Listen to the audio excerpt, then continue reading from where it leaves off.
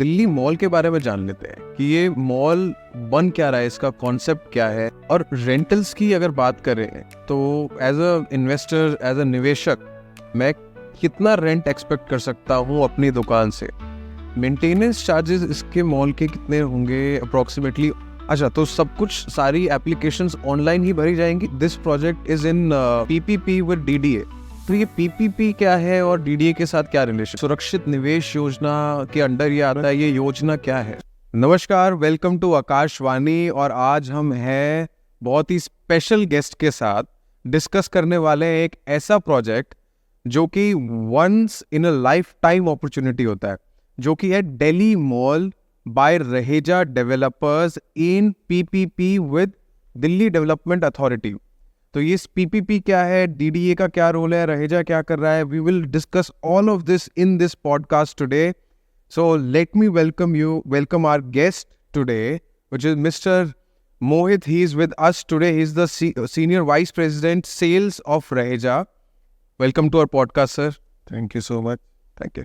आज sir we are very excited to discuss कि ये जो दिल्ली मॉल प्रोजेक्ट है, जो इतनी वेव्स क्रिएट कर रहा है पूरे मार्केट में, everybody is talking about Delhi mall, क्या है, कैसे है। तो we just wanted to sit down with you, have a chat and let our listeners also know, उनको सबको पता लगे कि what is this mall all about, है ना?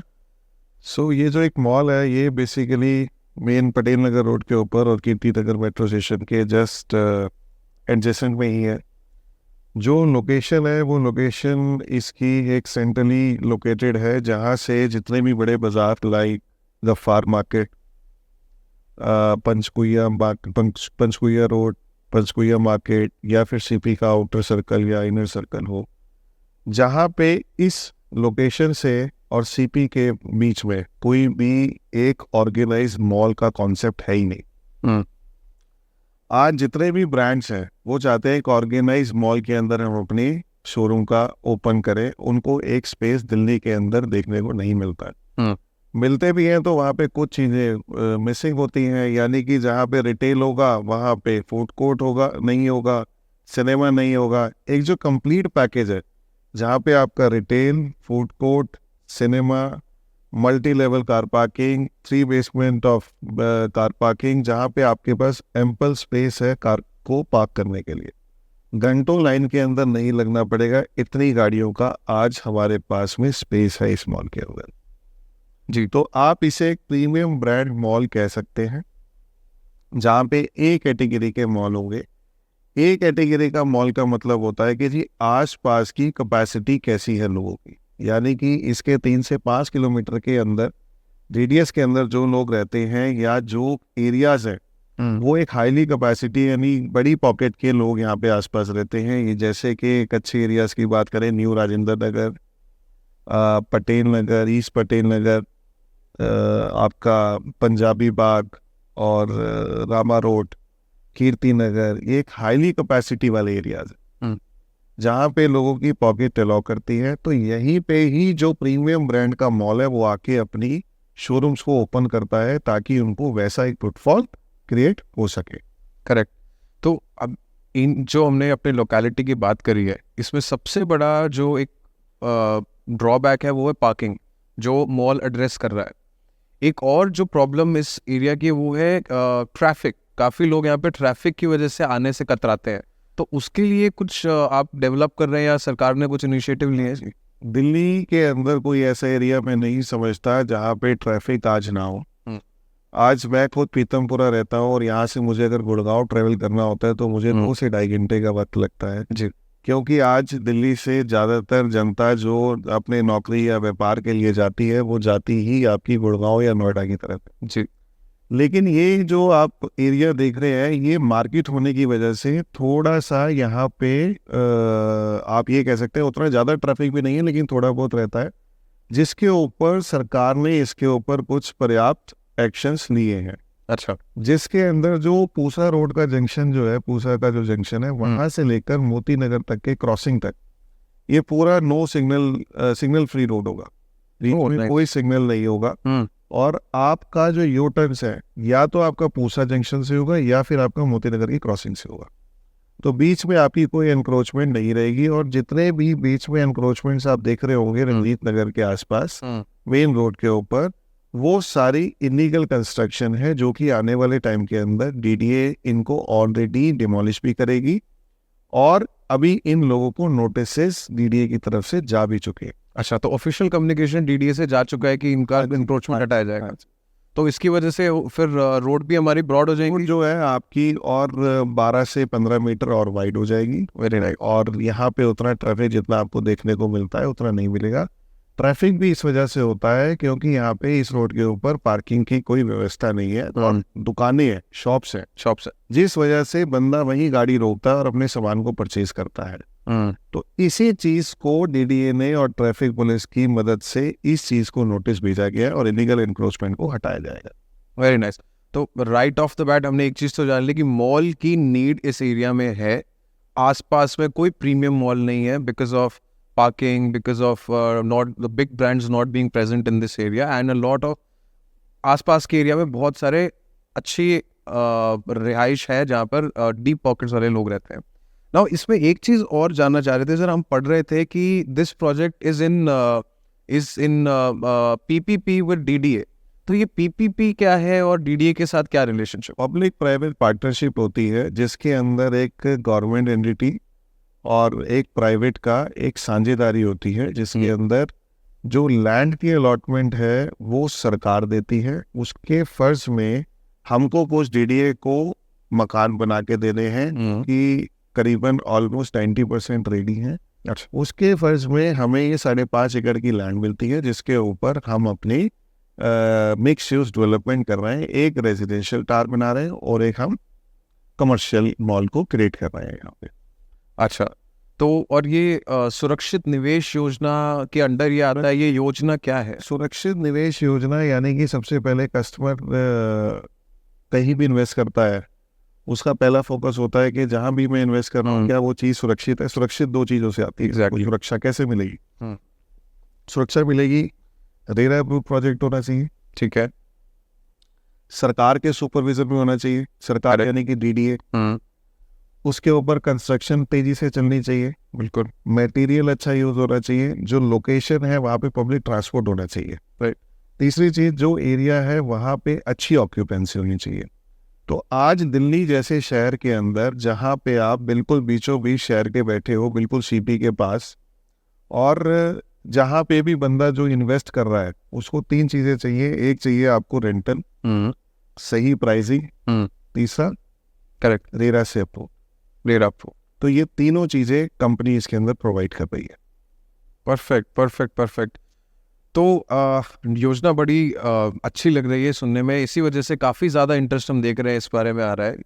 एक बार ना ये दिल्ली मॉल के बारे में जान लेते हैं कि ये मॉल बन क्या रहा है, इसका कॉन्सेप्ट क्या है, क्योंकि इसमें मल्टीपल फ्लोर्स होंगे, नीचे मल्टीपल लेवल्स ऑफ पार्किंग है जो हम ऑलरेडी डिस्कस कर चुके हैं।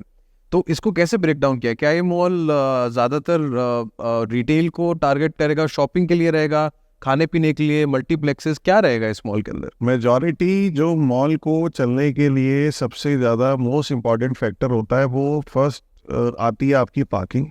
उसके अंदर हमारी 3 लेवल ऑफ बेसमेंट है पार्किंग के लिए, प्लस 6 से लेकर 10 फ्लोर की मल्टी लेवल कार पार्किंग है, सबसे पहली चीज़। दूसरी चीज़ होती है जय मॉल, ये मान लीजिए 100% में से बात करते हैं तो ऑलमोस्ट जो रिटेल का पार्ट होता है वो होता है मोर देन 50%। यानी कि हमारे ग्राउंड फर्स्ट सेकंड रिटेल के लिए डेडिकेटेड है। ओके। 3rd फ्लोर जो है फूड कोर्ट है। ओके। और 4th फ्लोर सिनेमा है। 5th फ्लोर फिर अगेन आपका पब एंड ब्यूरीज और रेस्टोरेंट आते हैं। अच्छा, उसके ऊपर सारी मल्टी लेवल कार पार्किंग है। ओके।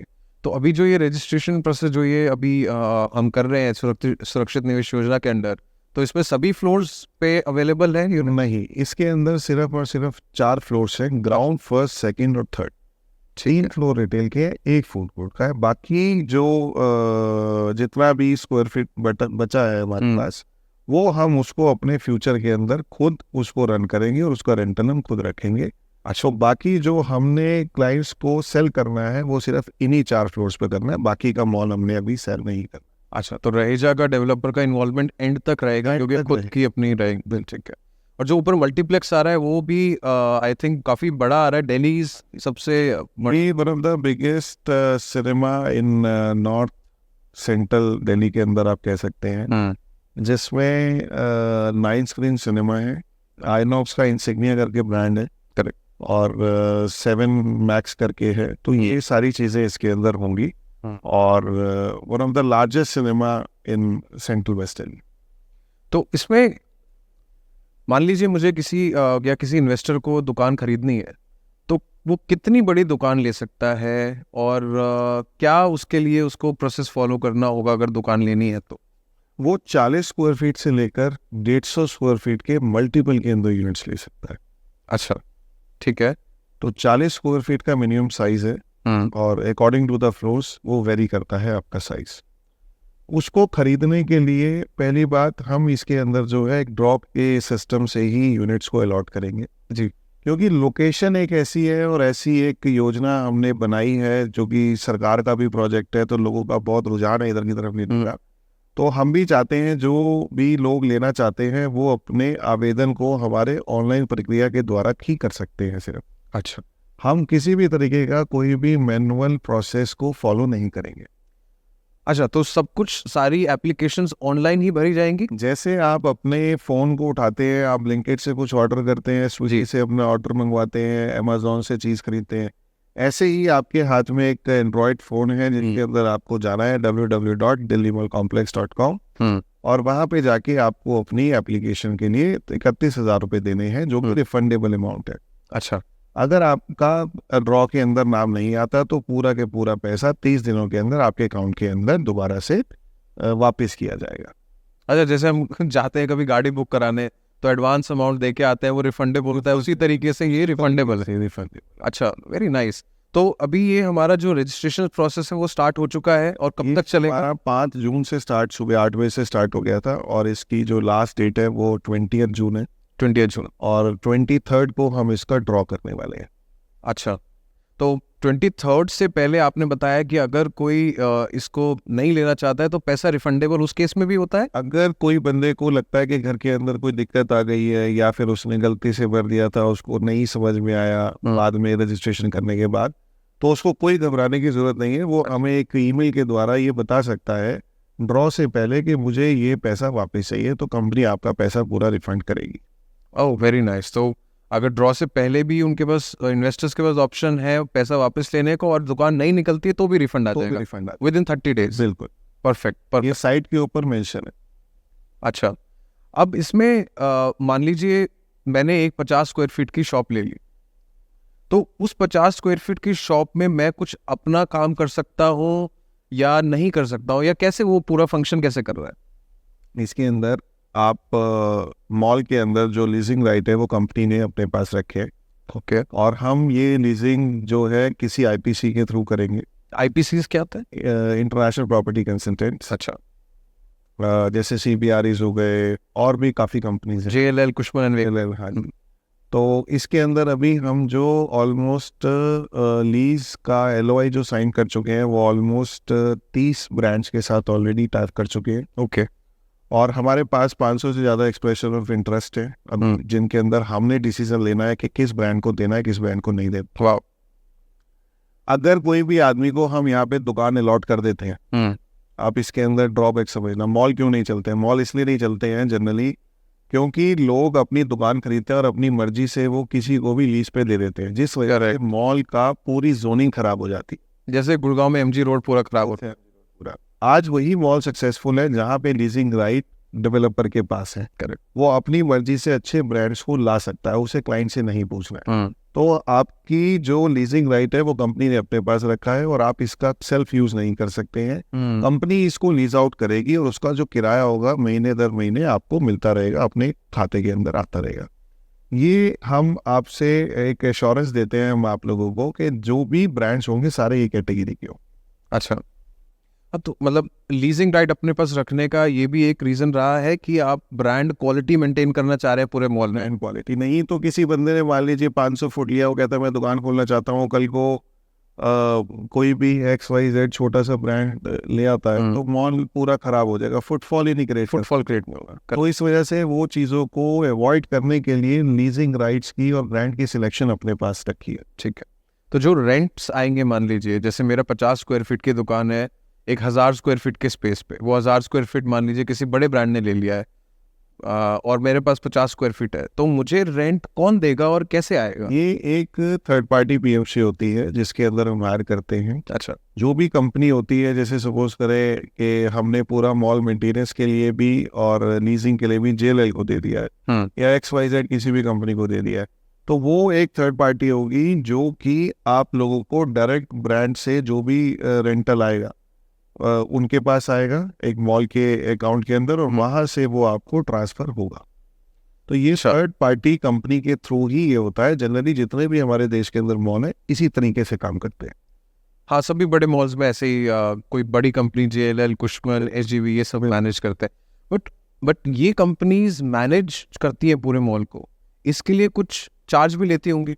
बिल्कुल, वो चार्ज कहाँ? वो चार्ज जो होता है वो बेसिकली एडमिन चार्ज होता है, वो बहुत ज़्यादा नहीं होता है, वो 5 to 10% का वेरी करता है। ओके, और वो बियॉन्ड 10% नहीं हो सकता एज पर द रूल।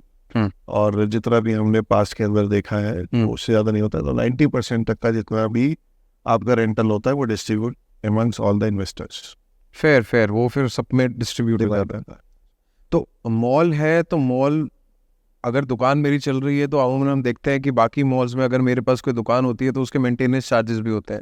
दुकान खाली रह जाती है तो वो मेंटेनेंस चार्ज सबसे होता है जो एक्यूमुलेट होता रहता है।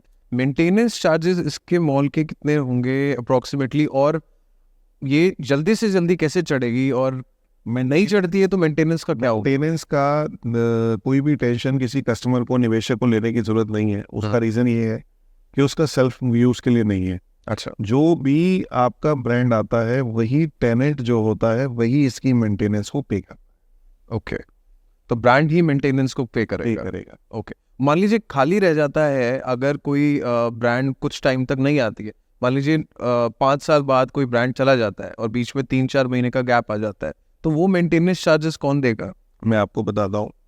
जब भी हम कोई ब्रांड के साथ में लीज करते हैं तो मिनिमम लॉक इन होता है, उसका एक मिनिमम लॉक होता है अच्छे ब्रांड के साथ 5 से 7 साल का।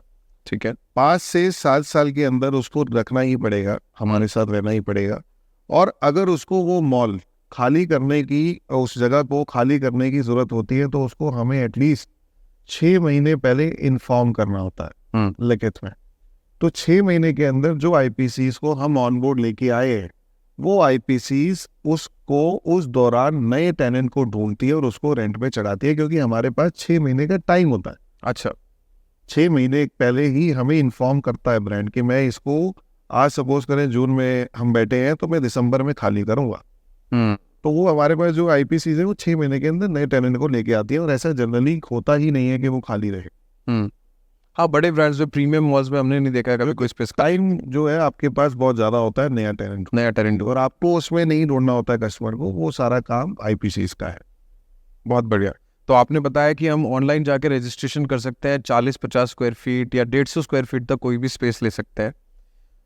तो ऑनलाइन जब हम अप्लाई करते हैं और हमारे मान लीजिए ड्रॉ में ये दुकान निकल आती है, उसके बाद में आपने बताया कि काफ़ी सारे मेजर ब्रांड से LOIs आ चुके हैं, लेटर ऑफ इंटेंट आ चुके हैं, जो कि इन स्पेसेस को ऑक्यूपाई करना चाहते हैं। वो भी सॉर्टेड है, तो हमें टेंशन नहीं लेनी है, जितना भी रेंट आएगा वो सबको डिस्ट्रीब्यूट कर देगा। अब इसमें एक चीज़ आती है, 40-50 स्क्वायर फीट जब हम बड़े स्पेस का हिस्सा होते हैं, तो ये क्या वर्चुअल स्पेस की कैटेगरी में आता है? और अगर ये वर्चुअल स्पेस है तो क्या इसकी रजिस्ट्री होती है? का टर्म की जगह आप फ्रैक्शनल यूज कर सकते हैं इसको। ओके, और इसकी एक SPV कंपनी बनाई जाती है जिसके अंतर्गत ये स्पेस एक कंपनी के नाम पे SPV बनाई जाती है, उसके अंदर ही इन सभी लोगों की रजिस्ट्री होती है। अच्छा, ठीक है। इसकी बकायदा आपको रेरा के अंदर रजिस्ट्रेशन होता है, अलॉटमेंट लेटर मिलता है, आपको जितने भी पेमेंट करते हैं उसकी रिसीट्स मिलती है, साथ में आपको रजिस्ट्री भी करके देती है। अच्छा, तो मतलब प्रॉपर पक्की रजिस्ट्री है दुकानों की रजिस्ट्री है, और बिना रजिस्ट्री के तो चीज कैसे खरीदेगा बंदा? तो मतलब लीज होल्ड नहीं है, फ्री होल्ड है? नहीं है, फ्री होल्ड है, 100% फ्री होल्ड प्रॉपर्टी। चलो ये बहुत अच्छा है। तो अब मान लीजिए मैंने रजिस्ट्री भी करा ली है, मेरी ब्रांड भी मतलब दुकानें भी चढ़ी हुई हैं, मुझे रेंट आ रहा है, अगर एज अ निवेशक मुझे ये बेचना हो, मुझे इसको एग्जिट करना हो, जाना हो, तो क्या मैं इसको बेच सकता हूँ? कोई टाइम पीरियड है जब तक आप इसको बेच सकते हैं, जो एज पर अग्रीमेंट इसको 12 मंथ्स के बाद आप इसको कभी भी एग्जिट कर सकते हैं।